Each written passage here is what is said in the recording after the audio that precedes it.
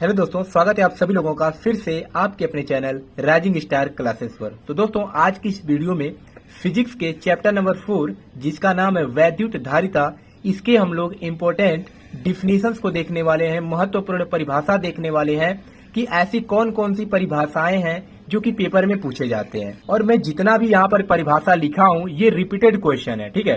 किसी भी previous year का पेपर उठा करके देखेंगे तो उसमें जो क्वेश्चन पूछा गया है, ठीक है, तो यहीं से पूछा गया है। वो सब परिभाषा मैं आपको बताने वाला हूँ जो क्वेश्चन में पूछा जा सकता है, ठीक है। तो बस इस वीडियो को आपको देखना है, इसके अलावा आपको कोई और वीडियो नहीं देखना है। आपका जो परिभाषा है वो आपका तैयार हो जाएगा। इसके अलावा क्या पूछा जाता है, तो वही डेरिवेशन पूछा जाता है, जिसको मैं अगले वीडियो में भी बता दूंगा कि कौन कौन से जो डेरिवेशन है जो वैद्युत धारिता में जो इम्पोर्टेंट है, ठीक है। तो 4 से 5 ही डेरिवेशन आपको पढ़ना है, उसमें से भी मैं आपको केवल 2 से 3 डेरिवेशन बताऊंगा जो कि पेपर में पूछे जाते हैं। तो अगर आप लोग चैनल पे नए हैं तो चैनल को सब्सक्राइब कर लीजिएगा, क्योंकि यहाँ पर आपकी हर एक सब्जेक्ट की तैयारी बिल्कुल फ्री में कराई जा रही है। तो सबसे पहला जो परिभाषा है वह है वैद्युत धारिता। तो वैद्युत धारिता क्या होता है? किसी चालक की वैद्युत धारिता, जिसे हम लोग C से प्रदर्शित करते हैं, उसे दिए गए वैद्युत आवेश यानी कि Q तथा इसके कारण वैद्युत विभव में परिवर्तन यानी कि V के अनुपात के बराबर होता है।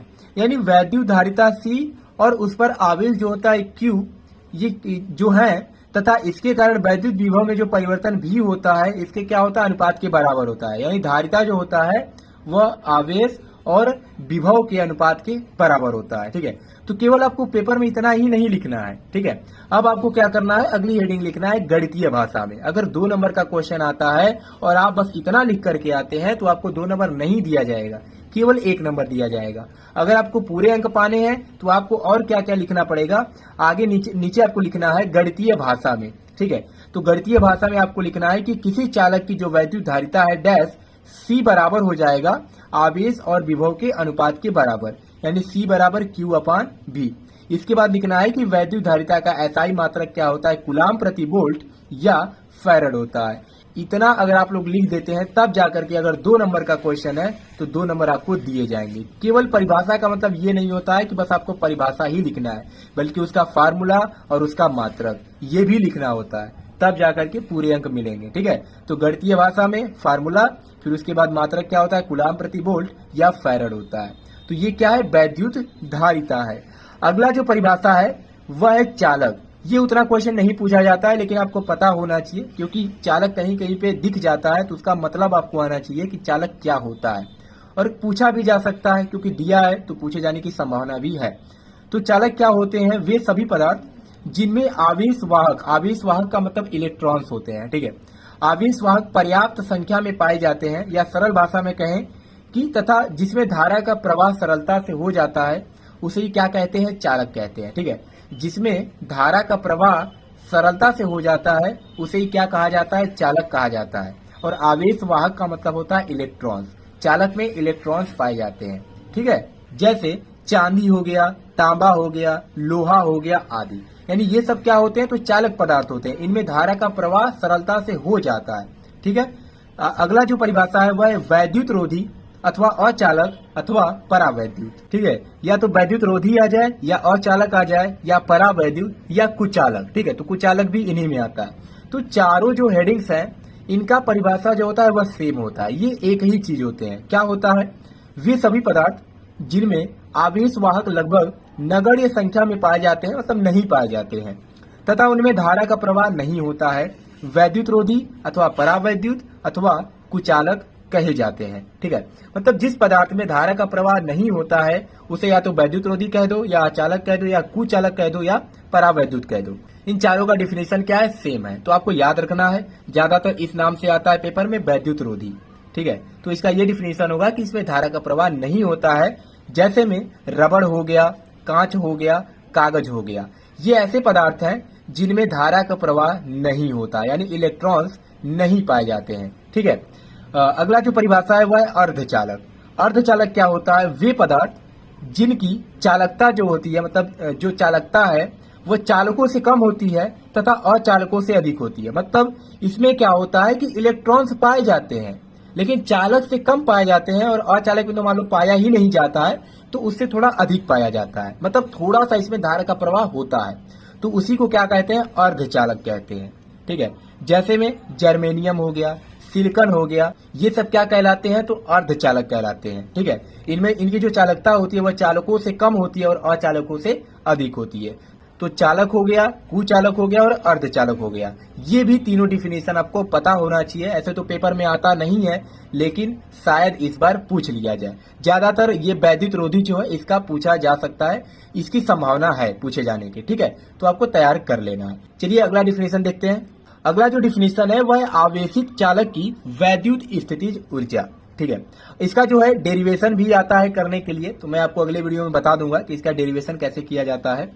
किसी आवेशित चालक की वैद्युत स्थितिज ऊर्जा उसे आवेशित करने में बाह्य स्रोत द्वारा किए गए कार्य के बराबर होता है। ठीक है, इसे ही क्या कहते हैं, वैद्युत स्थितिज ऊर्जा कहते हैं। तो वैद्युत स्थितिज ऊर्जा का फार्मूला क्या हो जाएगा, तो U बराबर होता है 1/2 Q स्क्वायर बाई C बराबर 1/2 CV स्क्वायर बराबर 1/2 QB। तीन फार्मूला इसका होता है, इन तीनों को सिद्ध करना होता है। ठीक है, तो अगर आपको केवल परिभाषा लिखने के लिए आता है तो डिफिनेशन लिखना है और ये आपको फार्मूला लिख देना है। मतलब वैद्युत स्थितिज ऊर्जा का तीन फार्मूला होता है, तीनों को बराबर करके दिखा देना है। ठीक है, तो ये है आवेशित चालक की वैद्युत स्थितिज ऊर्जा का डिफिनेशन। अगला हेडिंग है जो कि बहुत ज्यादा इंपॉर्टेंट है वैद्युत धारिता चैप्टर में, संधारित्र। सबसे ज्यादा यही इसी का डिफिनेशन पूछा जाता है कि संधारित्र क्या होता है और संधारित्र का सिद्धांत क्या होता है। ये दोनों क्वेश्चन हर साल किसी न किसी सेट में आपको देखने को मिल जाएंगे। तो संधारित्र क्या होता है, तो यह एक ऐसी युक्ति है जिसमें चालकों के आकार में वृद्धि किए बिना उस पर पर्याप्त मात्रा में आवेश को संचित किया जा सकता है। यह एक प्रकार की युक्ति है, एक प्रकार का क्या कह सकते हैं, बर्तन कह सकते हैं इसको। इसके आकार में हम वृद्धि नहीं करते हैं, लेकिन पर्याप्त मात्रा में हम इसमें आवेश को क्या कर सकते हैं, इकट्ठा कर सकते हैं, संचित कर सकते हैं। ठीक है, तो ये क्या है, एक प्रकार की युक्ति है, तो इसे ही क्या कहते हैं, संधारित्र कहते हैं। इसका सिद्धांत भी होता है। तो संधारित्र का सिद्धांत क्या होता है, तो हेडिंग डालना है संधारित्र का सिद्धांत, क्योंकि ये भी क्वेश्चन बहुत बार पूछा जा चुका है। यदि किसी आवेशित चालक के निकट पृथ्वी से संबंधित एक अर्धचालक रख दें तो वह पहले चालक के वैद्युत विभव को निरंतर कम करता रहता है। ठीक है, जिससे उसकी धारिता में वृद्धि हो जाती है। ठीक है, तो समझना पड़ेगा इसको।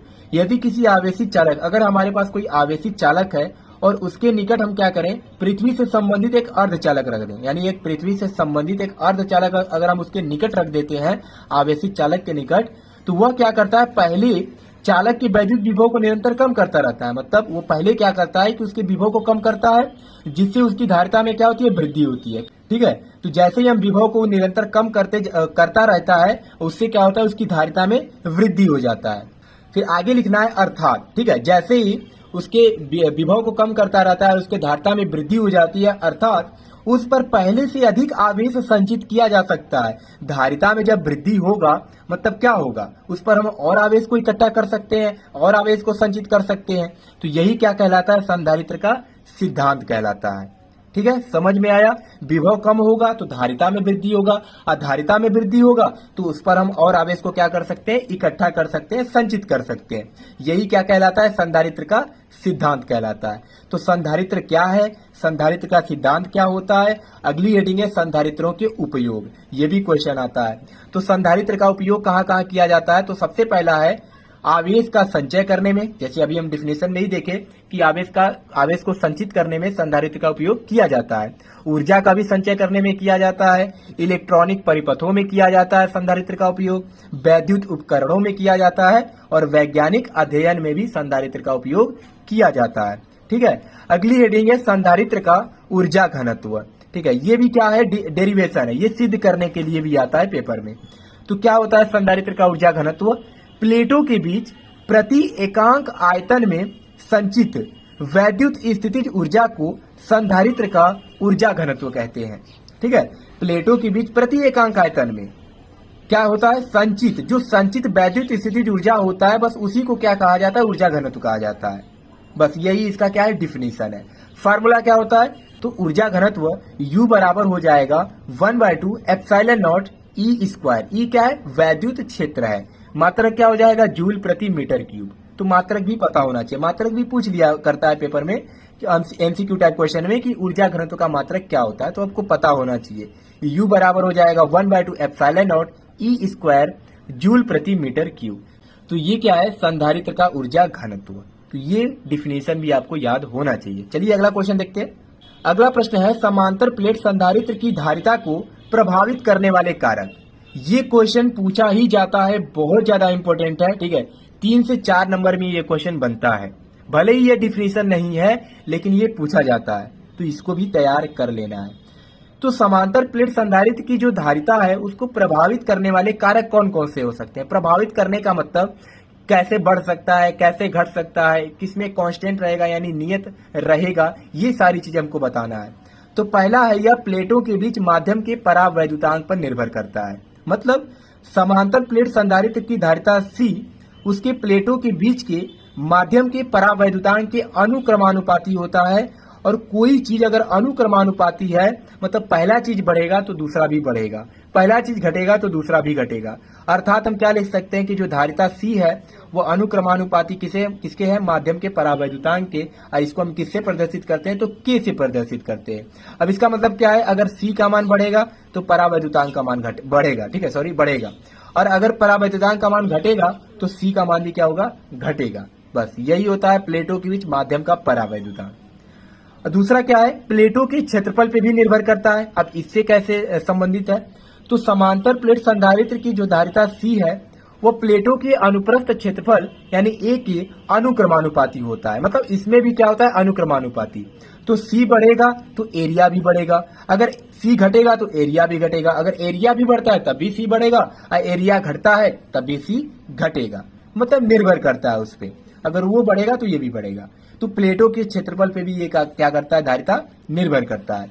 तीसरा क्या है, प्लेटों के बीच की दूरी पर, प्लेटों के बीच की दूरी पर समांतर प्लेट संधारित्र की धारिता यानी C प्लेटों के बीच की दूरी स्मॉल d के व्युत्क्रमानुपाती होता है।